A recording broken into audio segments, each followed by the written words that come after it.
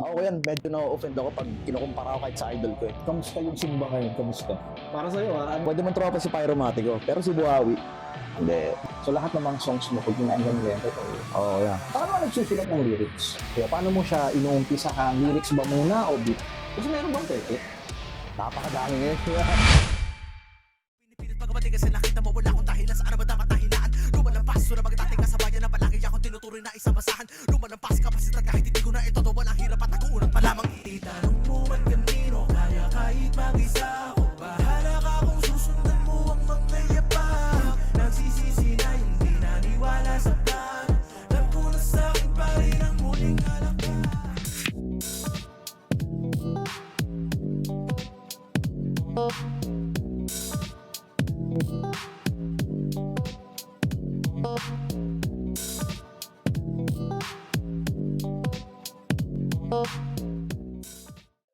Yo, what's up? Welcome back to our podcast, Meet Your Locals, MYL Podcast sa Spotify. And again, nagpapasalamat ako sa lahat ng mga nanood, nakinig sa YouTube namin, sa Spotify.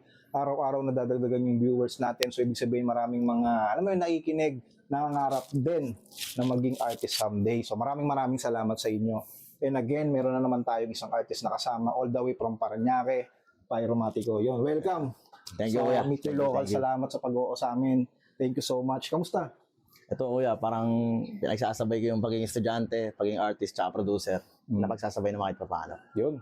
So, di natin patatagalin. Siyempre, bilang paano ka nagsimula sa rap artist? Ganun? Paano ka naging rap artist? Ano yung kuya, nung bata pa ako. Kasi imbis na nursery rhymes ang pinapano sa akin ng mga magulang ko. Mga hip-hop talaga, hip-hop music, gano'n.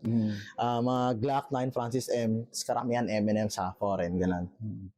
Tapos yun, hanggang sa 2015, nakilala ko yung kuya-kuyahan ko na nag-rap din talaga siya. Kaya nagpapasa ako ng beat, tapos tinatawanan niya pa ako nung una, kali niya talaga na ano eh. Kasi bata pa ako noon, 9 years old ako noon. Kaya yun, nung pinasahan niya ako ng beat, sinulatan ko.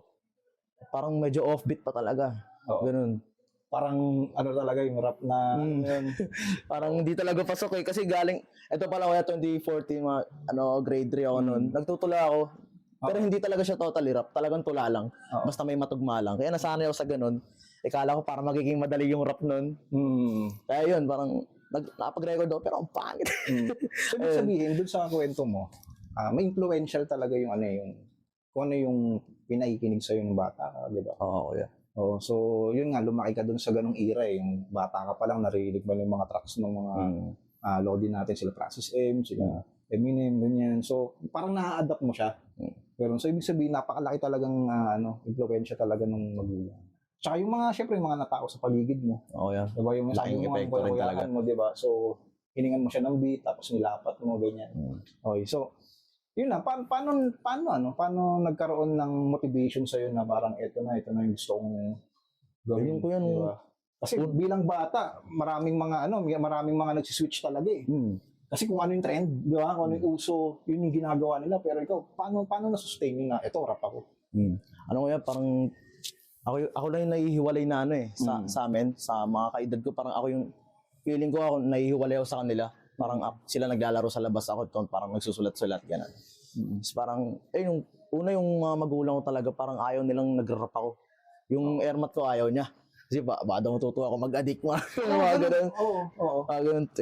Pero nung parang nalaman niya naman na nakakapag-perform na ako kung saan-saan kahit bata pa ako, natuwa rin naman siya. Yung mga rap contest. Kaya ayun, parang tinuloy-tuloy ko talaga na parang, hindi ko naman hinahangad na pero malay natin, di ba? Oo. Tsaka yung Subok lang. syempre may influence yan. Oo. Diba? Sabi mo nga, nakikinig ka nung bata ka pa lang, Francis M, tapos Eminem. Pero ikaw, para sa'yo, sino yung naging talagang parang pinakinggan mo habang gumagawa ng music? Yung parang nasundan mo siya. Parang ganun yung naging tema sa'yo. Sino yun? Meron bang artist yun? Glock 9 tsaka Looney. Oh, Ayun, pampaano ko magsulat yun kaya, pampalakas ko magsulat yan eh. Oo. Sila yung inspirasyon ko, magsusulat ako dati. Bakit sila? Grabe yung sa laman kasi ako bumabase kaya sa lyrics talaga. Hindi siya sa kung paano magbabounce ka lang sa kanta. Sa lyrics talaga ako bumabase. Gusto ko yung lyricism nila eh. Okay. So, napaka-importante sa'yo ng lyrics. Oo kuya, kasi yun yung mensahe mo sa tao. Hindi lang basta magpa-bounce lang, ganun. Oo.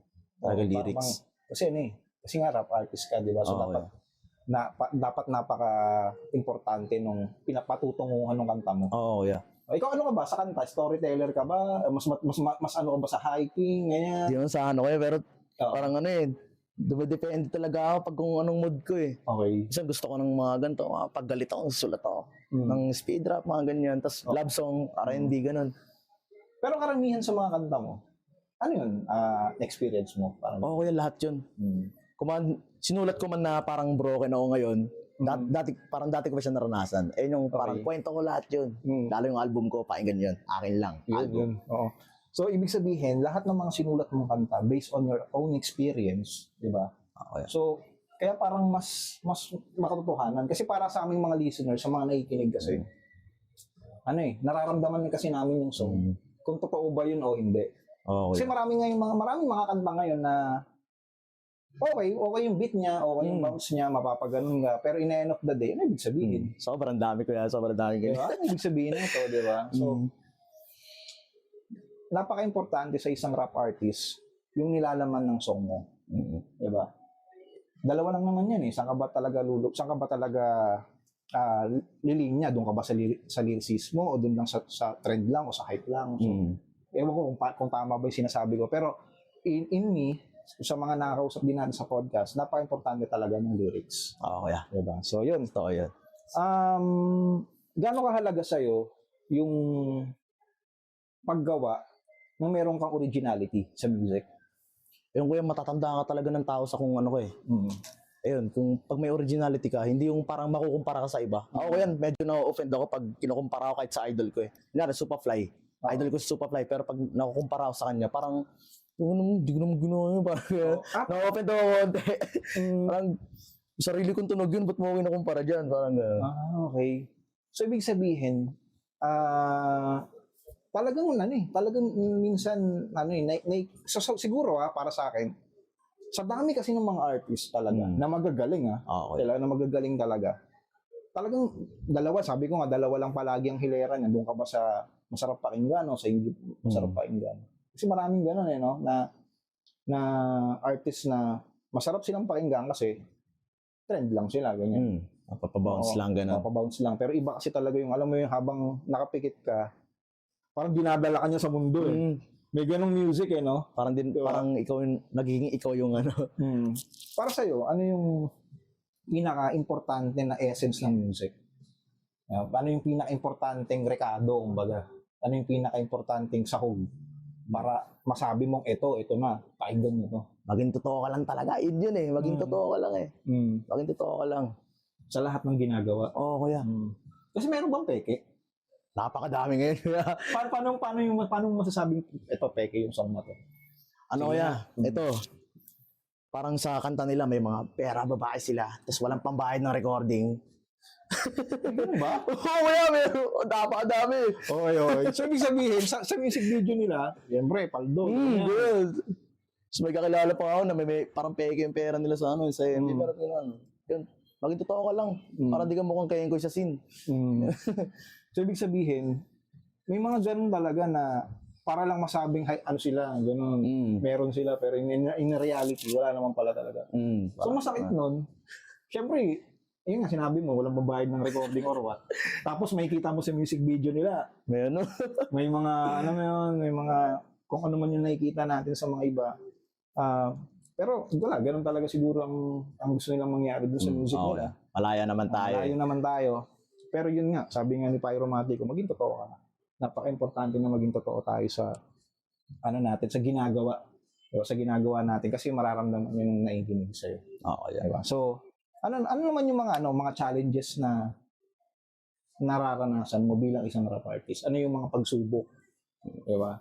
Nararanasan mo? Doon ko yan, ngayong sa underground pa tayo, parang, ikaw talaga yung magbibitaw ka talaga ng gastos, pagod, lahat yun. Kahit puyat, kuya, sa mga event, bababa ka na hindi ka bayad. Minsan, papag-entrancing ka pa, mga ganon. Ayun. So, yun yung mga challenges sa'yo. Financial talaga. Kasi unang-una, syempre, sabi mo nga, estudyante. Kuya. Diba? Wala pa tayong, alam mo yun, nandun pa lang tayo papasok pa lang tayo doon sa pagkikita ka ng Pero may mga ano din, may mga gigs din and mga event din na talagang minsan maganda rin talaga Oo, yeah. yung TF Mga nila. ganun. Tulad nung nakaraan, shoutout Rise of Brutality. Ayun, Solid. ROB. Kaya, Solid yan, ROB. Shoutout sa inyo. Alam mo yun, nagsisimula pa lang din akong magkaroon ng gusto na gawin. ROB talaga solid yan. Solid yan. Sa mga events, di ba? Hindi lang sila pang hip-hop, kundi syempre, pang mga rappers din. Di ba? So, solid yun. ROB. Tsaka, paano mo nakikita yung local artist sa ngayon? Di ba? Kamusta yung scene ba ngayon? Kamusta? Para sa'yo, ano yung... para sa akin, parang napakadaming sumasabay na lang talaga sa uso, kuya. Parang nakakalimutan nila yung lyricists, ganun. Yung lyrics nila, parang di nila napapangatawanan. Pero still, ganun. Di tayo lumilinya doon, di tayo basta nakikiusa lang. Napakadaming ganun, kuya, kahit mga bata ngayon, kayang-kaya na sumulat eh. Kayang-kaya magsabi na may ganto-ganto sila eh. Ganyan lang napapansin ko ngayon, kuya, sa scene ngayon. Napakadaming bago. Pero may mga malulupit talaga dyan. May mga ginto talaga sa ilalim. Oo, kuya. Kahit sa mga sikat ngayon, nababash sila. Grabe rin naman pinagdaanan ng mga ano na yan. Kaya ganun. Siguro, kung tatanungin kita, in 5 years from now, saan mo nakikita yung scene? Ano yung parang nagiging vision mo pagdating sa scene at saka pagdating dun sa pwede mong gawin pa? Ganyan. Mas maraming mas maraming bago na talagang yung tunog nila, kakaiba na. Ganun, parang pwede nang magano kasi ngayon eh, parang pag-combine mo yung mga tunog, ganun. Kaya tingin ko yung tunog sa 5 years from now, parang kakaiba na eh. Kasi, ngayon, iba na talaga eh, no? Parang dati, kung pinakinggan mo, may beat to. Basta Tapos, rap ka lang, ganun. Ngayon, iba na eh, ibang klase na eh. Biglang mabilis yung beat, biglang babagal, biglang kukunin ka nila dun sa parang hindi mo maintindihan. Diba? Kaya nag-i-evolve talaga time by time yung scene at saka yung mga artists. Kasi kung ano yung, syempre na-adapt din. Na-adapt nila yung scene ngayon. Pero para sa'yo, ano yung pinaka-importante na, bawa ako, magsisimula ako mag-rap. Ano yung kailangan meron ako? parang kailangan mo ng kahit walang nakikinig sa'yo, basta may dedikasyon ka lang talaga sa ginagawa mo eh. Mahalin mo lang siya. Ligawan mo lang din yung hip-hop, sasagutin ka rin yan. Parang gano'n. Ayos yung linya nun eh. Parang ligawan mo yung hip-hop, sasagutin ka rin yan. So, ibig sabihin talaga dapat sinusuyo mo rin. Oo, kuya. Talagang kung kaya mo isayaw mo yung ano. Okay. Siyempre, papasarap yung usapan natin. Break tayo ng konti. Diyan lang kayo.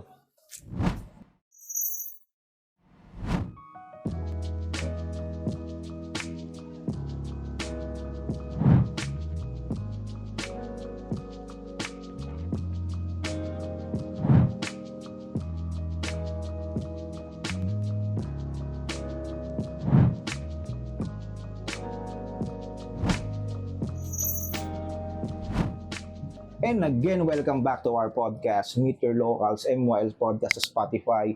And again, shout out sa lahat ng mga nabanggit namin kanina. Diba? So, shout out sa inyo. Maraming salamat sa pag-stay. Diba? So, magpapatuloy tayo. Siyempre, mag-deep down tayo dun sa pinaka-Pyromatico. Alamin talaga natin kung sino ba talaga si Pyromatico. So, paano mo nagsusulat ng lyrics? Diba? Paano mo siya inuumpisahan? Lyrics ba muna o beat? Sabay yung kuya. Sabay? Okay, paano sabay? Kasi meron ako nakausap, beat muna. Parang gusto mo na may beat muna siya, tapos pakikinggan niya daw sa habang nabiyahe siya, ganun. Pero sa'yo, sabay. Paano yun? Kasi nakagawa lang, wala akong rutino, Pag talagang gusto kong gumawa ng kanta, kahit sa jeep, gagawa ko niyan. Tapos ginagawa ko yung beat, kaya akong gumawa ng beat sa cellphone, tapos kukonek ko na lang sa PC. Ganun. Pero pag nandito ako, kuya, pag may naisip ako sa bahay, sige, punta ako rito sa studio. Dito ako gagawa, on the spot lang. Habang ginagawa ko yung lyrics, inaano ko na ng palo ng beat, parang ginagawa ko na siya. So, parang pag may lyrics na ako, sa part na to, ganito gagawin ko sa beat na to. Parang ganun. Sabay ko siyang... So, habang ginagawa mo siya, di ba sabi mo nga habang nasa jeep ka, gumagawa ka ganun. Saan ka madalas nakakakuha ng inspirasyon? Parang, paano mo siya nadudugtong-dugtong? Ano ka ba? Yung parang, halimbawa, may isang beat. Ay, ito para to sa love song. Ay, ito para to sa sa hype, sa motivation. Parang Oo. ganun. So, paano yung sequence mo nun? Parang talaga pagka ginaganahan ako, doon lang talaga. Parang tinutuloy-tuloy ko na siya. Kung ano lang talaga nararamdaman ko. Ayun nga, maging totoo ka lang talaga. Ayun. Okay. Yun kasi yung magic pag artist ka. Oo, Kaya ako, syempre, kaya tinatanong natin, syempre, hindi naman ako rap artist, so, kailangan inaalam natin para sa mga future, alam mo yun, sa mga nangangarap or gustong makapagsulat din ng kanta. So, yun nga, sabi mo nga, maging totoo. And then, ano yung pinaka-personal? Kung meron kang kanta talaga na Isa lang ko, isa lang. pakinggan ng mga viewers natin ngayon, ano yun at bakit? Na personal. Parang, eto, pakinggan nyo to, makikilala nyo. Parang, Hindi siya isang kanta ko yan, isang album eh. isang album mo. Anong album yun? Yung akin lang album, pakinggan nyo yun. Kwento ko yun simula bata ko, paano ako bumangon. Oh? Saan namin mapapakinggan yun? Meron sa Spotify, sa YouTube. Yan. Yun, solid. All platforms. Ano nga? Anong title? Akin lang. Akin lang. So yun, check out nyo na yun. Kasi tingnan nyo yun sa Spotify, pakinggan nyo, sama nyo na sa playlist nyo yun. Para alam nyo yun, kasi napaka-importante nakilala natin yung artist, di ba? So sabi nga ni Pyromatico, hindi lang isang kanta, isang album. Di ba? Napaka-personal na kanta ng album ko na yun, kuya. Kasi yun yung kwento ng nakita ko yung sa harap-harapan ko, paano yun ng airpot ko, mga ganun. Okay. Mga talagang naranasan ko, kung paano ako bumangon. Ayun yung pinaka-aral doon sa album na yun. So, iano natin na pakinggan nyo na lang yun. Di ba? So, hindi na natin pag-uusapan yung mga ganong sequence para may surprise tayo. Pakinggan nyo yung buong album, makikilala nyo to, ipakikilala nyo si Pyromatico, dadalhin niya kayo dun sa experience niya, sa past niya, sa present niya, o kung saan man pwede nyo siyang makilala. So, syempre, isang album pala yun. Kuya. May times ba na parang nabablango ka, may writer's block ka ba? Meron Paano siya talaga. nilalabanan? Pag gano'n ay tinitigil ko talaga. Mahirap nang ipilit eh. Mahirap nang parang wala ka nang mapiga, pipigay mo pa. Parang masakit sa ulo yun. Parang pangit naman pag kinalabasan ng kanta mo, pilit. Pag di mo nagustuhan, parang ayaw mo na rin nilabas eh. Ganun eh. Kailangan, ang gagawin mo talaga yung gusto mo eh. So, parang pinapahinga mo talaga siya. Okay, pahinga talaga. Paano mo malalaman sa point na, ay, ito na, inulit ako. Ganun, kaya ko na ulit gumawa ng kanta. Pag sa akin ko yun, medyo nakakapag-freestyle ako na uy, okay yun ah. Tapos sulat ko. Parang natutuloy-tuloy ko na hanggang sa pag ulit, tigil ulit. Ganun lang, parang pahinga lang. Pahinga lang talaga yung pinakasagot dyan kapag ka medyo hindi nakakapagsulat ng kanta o hindi, wala kang naiisip, pahinga lang talaga. Wala nang ibang sikreto yung kumbaga. Kasi pahinga mo lang talaga siya. Oo, yeah. Okay. Ano yung routine mo? Paano yung pinaka-routine mo pagdating dun sa pagpa-perform? Meron ka bang parang ginagawa bago ka mag-perform, ganun, bago ka magsulat, bago ka mag-record? Bago mag-perform, talaga ako sa labat. Mabisa.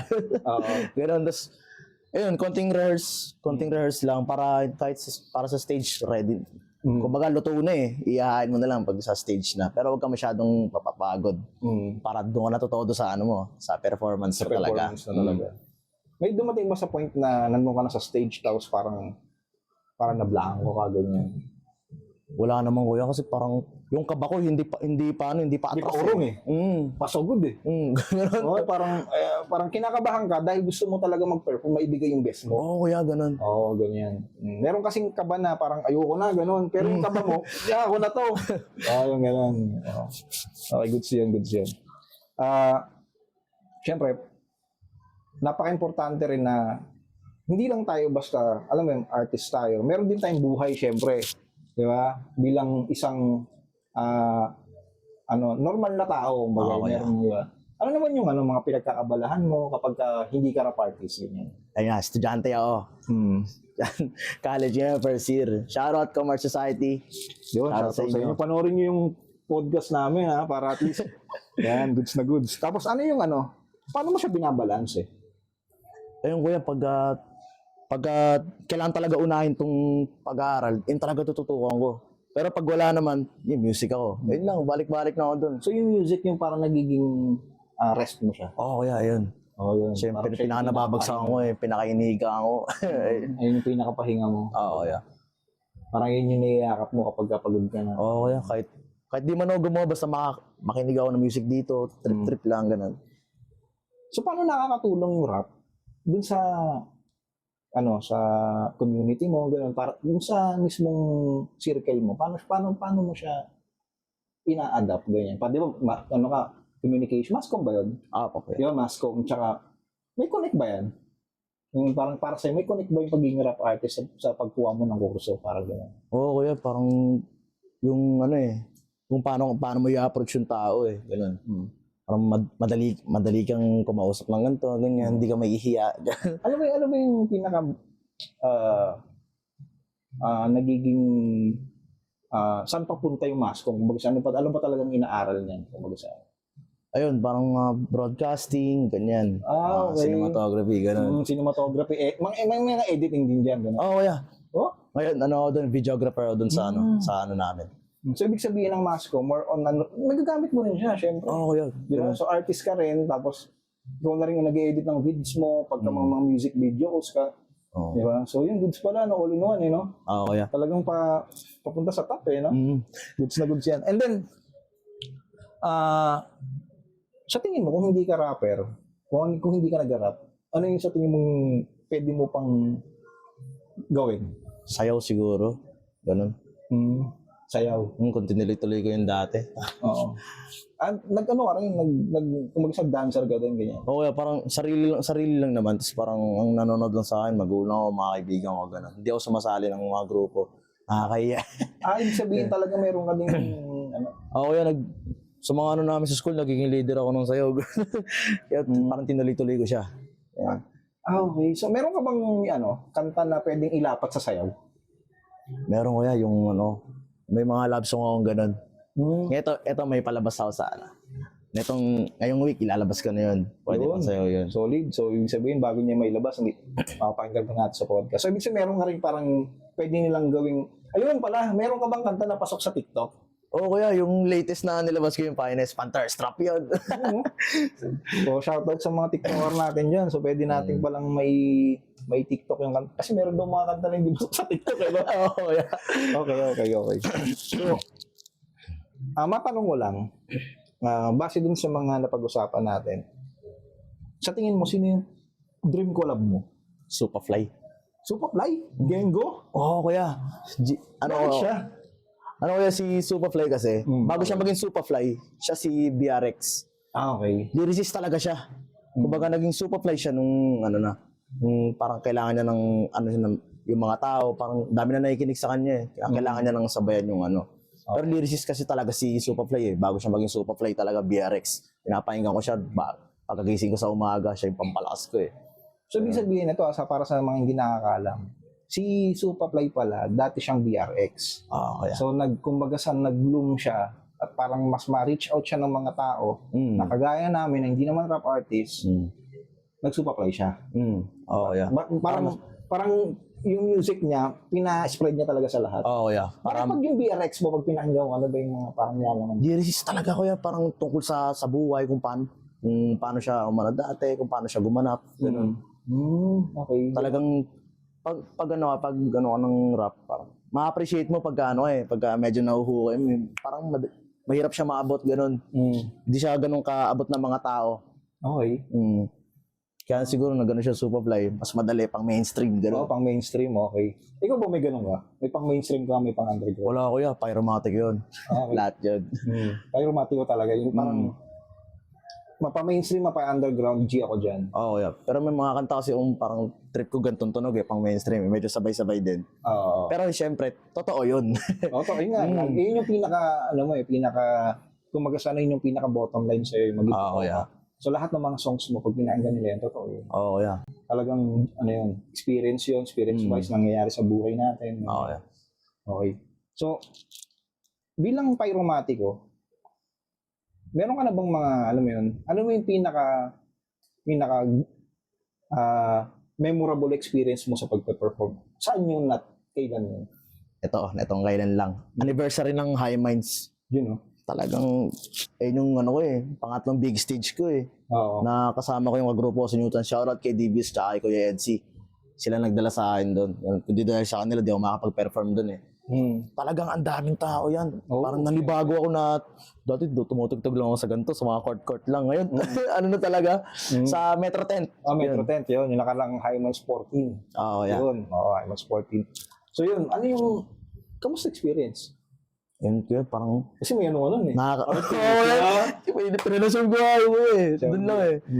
And yun, sobrang na parang normal lang kunyari. Pero una ka-tent namin sila sa Castak Game, gano'n. Parang, sunod, naging karoon namin sila awayan, kasabay namin kumain, mga gano'n. Kaya parang, tropa-tropa lang, pero talagang fanboy ako, tinatago ko lang. Siyempre, kumbaga ito para sa akin nandun kayo sa isang tent, parehas kayong may mga artist ID. So, ibig sabihin, dun sa pinaka-event na yon, walang masahid. Parehas kayo eh. Parehas kayong artist eh. Tsaka nahiya rin ako pakita yung fanboy side ko eh. Siyempre, pagka kailangan medyo tayo niya. Kasi yun nga, sinasabi ko nga, yung professionality, di ba? Kailangan professionalism nandoon. Tapos, yun nga, parehas kayong artist. Pag wala na sa Metro 10, siyempre, Skastakli na yan. Di ba? Siyempre, Flow G na yan, di ba? Wayan na yan. Pero pag nandun sa mismong event na yun, pantay kayo kung pag-saan, di ba? So, goods na goods yung experience talaga. Kung pag-saan, dagdag gasolina para sa... kuya.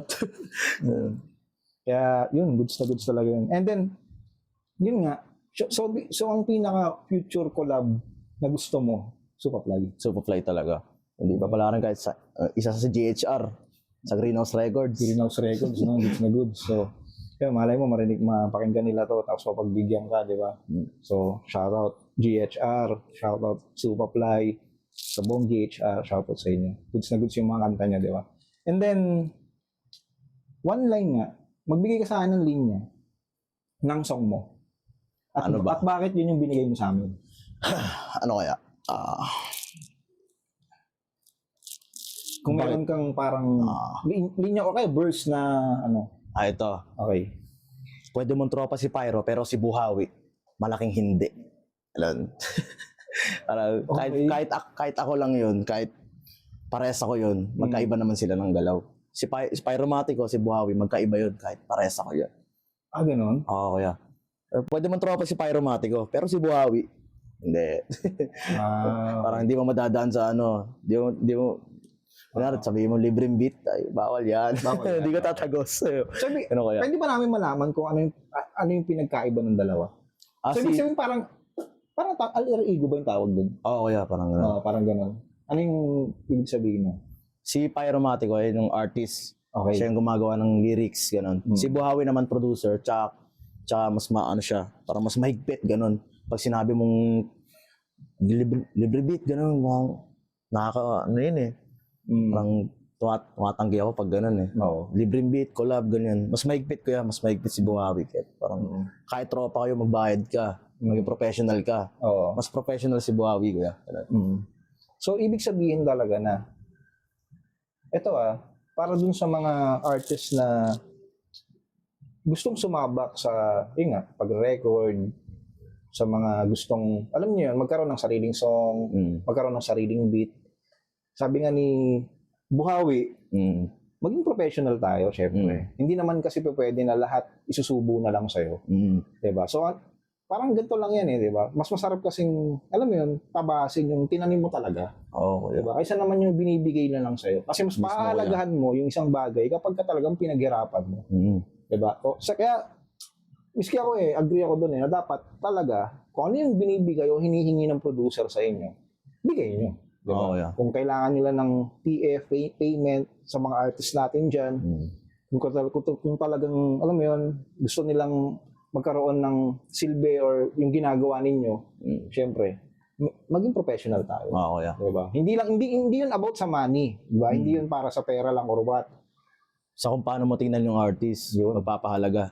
Pahalagahan mo yung artist, pahalagahan mo yung genre or yung mismong artistry na ginagawa mo. Mismo, kuya. Kasi kung ano yung ginagawa mo, kung ano yung pinapakita mo, hindi nang babalik sa'yo. So, ibig sabihin, lahat ng mga gigs mo, ganun din. Oo, kuya. Diba? So, mapupunta lang din sa'yo, puro walang TF, walang ano. Kasi nga, yun yung tinanim mo. Diba? So, big shout out sa lahat ng mga artist natin dyan na gusto magkaroon ng mga sariling beat, sariling, alam niyo yun, song, music beat, all-in-one na, nandito si Pyromatico, nandito si Buhawi. Yan, so, message nyo siya sa lahat ng mga social media sites niya, sa Facebook o sa Instagram kung meron man. So, ano yung mga gusto mong sabihin sa mga aspiring artists natin dyan na alam mo yung mga possible, di ba? Yung Oo. mga gustong takakin yung rap industry. Yun. Bigyan ng halaga ang sarili nyo, tsaka maging totoo ka lang. Kirikiro. Yun. Ano pa ba yung mga abangan namin? Di ba? Ngayong buwan o sa mga susunod na taon sa'yo? Ngayong buwan may lalabas ako na ibang tunog din yun, Y2K. Kasama ko si Kuya Yancy. Yun, no? Let's go. Si Pyromatico, saan namin makikita sa mga social medias? Meron ba? Saan ka namin pwedeng mahanap? Meron ako YouTube channel, Pyromatico. Yun, subscribe kayo doon. Tapos Spotify, follow nyo rin ako. Tsaka sa Facebook page ko. Yun. Bago tayo matapos, meron ka bang mga artists na gusto mo rin mapakinggan yung kwento nila tapos na pwede nating, alam mo yun, makausap din dito sa podcast na to? Tatlong artists. Tatlong artist. Para may tag natin sa episode na to. Kahit ano mainstream o ano, Hindi, oo, mas goods kung talagang underground ganyan. Mga katulad na underground. Ito sa our state, si Jetro tsaka si Negi. yun. Isa si Salva. Yun, Salva. Umuha ka naman na sa amin. Yun. Yan. Pag sa mga naman, sa mga mainstream, ganyan. Sa mga mainstream, gusto ko mapakinggan talaga ang kwento ni ni Gat Pooch. Yun, Gatpooch. Gatpooch. So, pero alam ko meron na nata siya sa mga ibang sites. Pero malay mo, di ba? So, meet your locals, di ba? Mapa-oan tayo, di ba? So, walang imposible nga, di ba? Yun. So, bigyan mo kami ng tatlong words, di ba? Ayun lagi ngayon yung natin signature tatlong words na kung saan ano si Pyromatico, ano si Buhawi. Let's go. Pyromatico. Unang-una, mayabang. Mayabang. May paninindigan. Ano pa ba? Wala na isip ko eh. Ayun, mayabang, may paninindigan. Ayun, malakas. Yun. So, may panindigan, Mayabang. malakas. Malakas. And that's it. Maraming salamat sa iyo, Thank you, Pyromatico. Buhawi, maraming salamat sa pag-oo. At alam ko marami na namang natutunan yung mga ating mga nakikinig, nanonood. Maraming salamat sa inyo. And again, shoutout din. Syempre, malaking shoutout sa lahat ng mga nakasupport sa atin mula nung unang episode hanggang sa latest episode natin. Maraming salamat sa inyo at asahan nyo na marami pa kayong mapapakinggan na malulupit na artist, underground man yan o mainstream. Sisikapin namin na mapakinggan nyo sila dito sa Meet Your Locals. Again, Quiz Gerald, maraming salamat sa inyo. At syempre, shoutout ko na rin, di ba, sa lahat ng mga gustong umiscore ng MYL merch natin. Yung cup namin, available na ulit. Maraming salamat sa lahat ng mga bumili. Thank you sa pumakyaw. Maraming salamat sa iyo dahil alam mo yung purpose namin. Thank you so much. And again, Quiz Gerald, Pyromatico, Buhawi, maraming salamat sa inyo. Meet Your Locals. This episode is now signing off. Thank you.